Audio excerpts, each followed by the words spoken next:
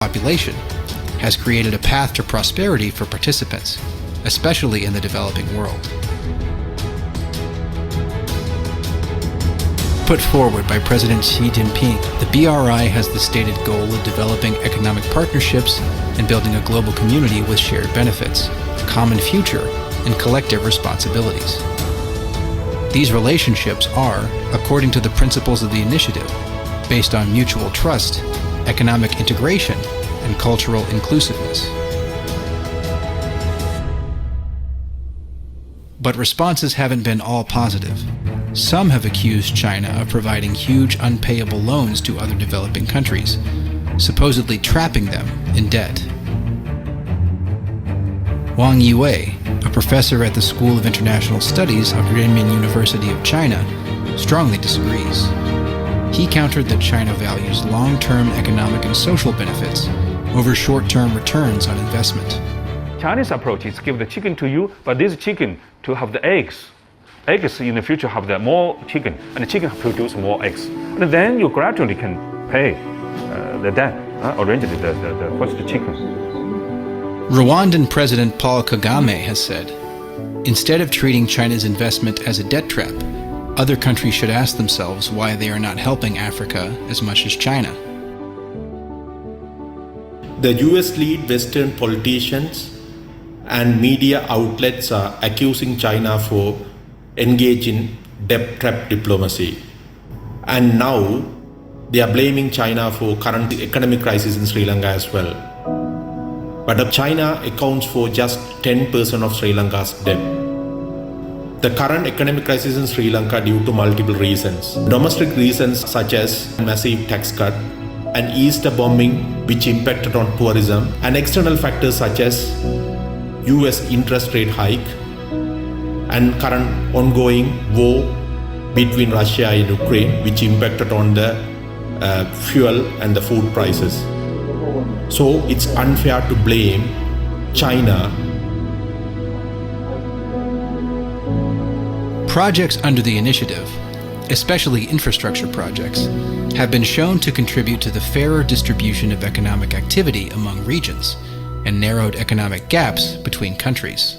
The Belt and Road Initiative is another of these successes, and that connects over 140 countries around the world. Most of those countries are developing countries, and it enables them to connect to markets all over the world, not just to China, but inter-regional trade has also expanded rapidly. Global stability is based on economic stability and growth. Through the Belt and Road connectivity, this is lifting not only economic prosperity globally, but also stability and security.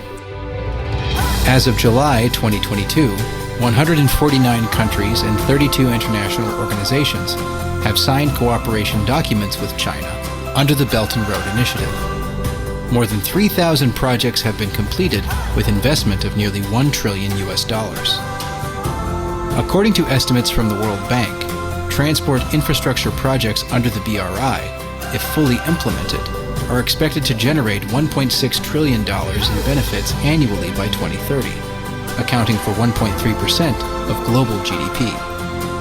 90% of the benefits will go to partner countries, with low and lower middle income countries as the biggest beneficiaries. Between 2015 and 2030, a projected 7.6 million people will be lifted out of extreme poverty and 32 million out of moderate poverty. 我就觉得确实是给当地要带来经济和民生的改善的项目，这样的项目是在当地是最受欢迎的。你可以说在哪个地方我们建了一个民生的项目，当地的肯定是很乐意的，对于他们都是一些比较能够带来一些福祉的一些项目。Under the Belt and Road, Chinese companies are building more than just roads and ports. After the completion of each project, local communities have also benefited from education and training to move up the skills ladder and earn more for their hard work.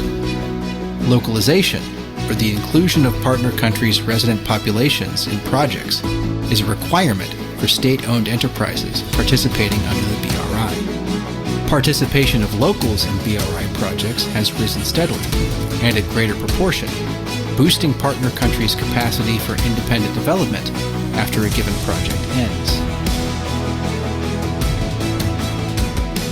我们属地化的一个大的原则就是本地人能实施的，我们一定要本地人来实施。本地人不能做的，由中国人来带领本地人，一起来实施，指导本地人能够独立的施工。我们的一个大的目标呢，就是说，本地人要占比80%，中方员工占比20%。这个是我们因为属地化，最重要的一项工作呢，应该说就是跨文化的融合。While the BRI has had a profound impact on countries' economic development, perhaps even more important has been the people-to-people relationships it has helped to foster. Friendship, which derives from close contact between people, holds the key to sound state-to-state relations. Profound friendship between people is a source of strength for the growth of relations. Since the BRI was proposed 9 years ago, China has made many new friends. And Chinese people who have participated have built lasting friendships with people from countries along the Belt and Road. 我在海外，我们实施了很多项目，在表面上它看起来只是我们在做项目，其实从更高层面说，其实就是人和人之间的一个交流吧。最早老百姓是吧，他们不一定会相信你，但是当大家一块努力去把这个项目做好以后，是吧？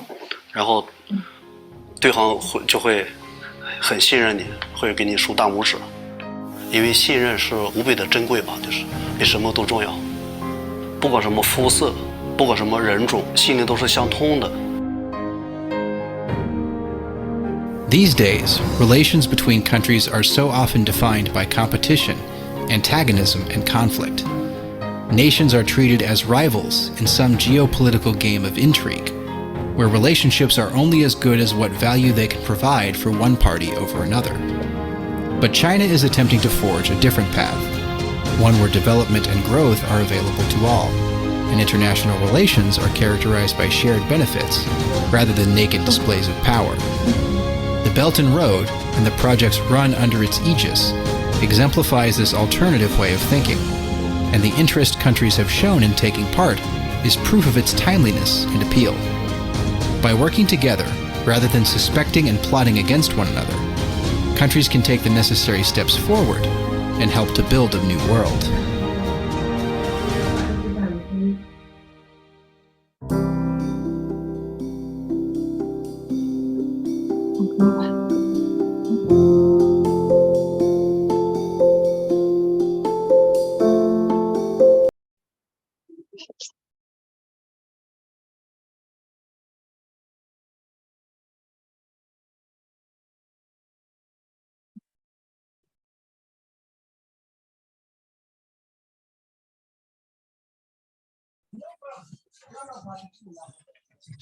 Hello, dear participants. Our online visit will start in 5 minutes at 6:05 China time.